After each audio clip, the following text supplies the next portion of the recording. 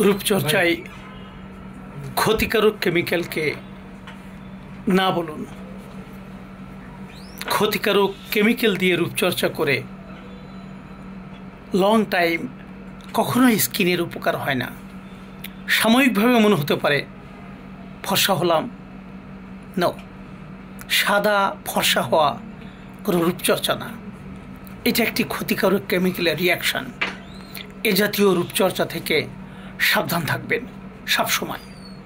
যাদের মুখে মেস্তা আছে, ব্রণ আছে, চোখের চারপাশ কালো, কিংবা ঘাড়, গলা, আন্ডারআর্ম কালো, পুরো মুখে বলিরেখা অথচ বয়স্ক ভাব, এ জাতীয় কোনো সমস্যা থাকলে 01716794261 আমার ইমো এবং হোয়াটসঅ্যাপ নাম্বারে যোগাযোগ করুন। আশা করি পাবেন প্রপার সলিউশন।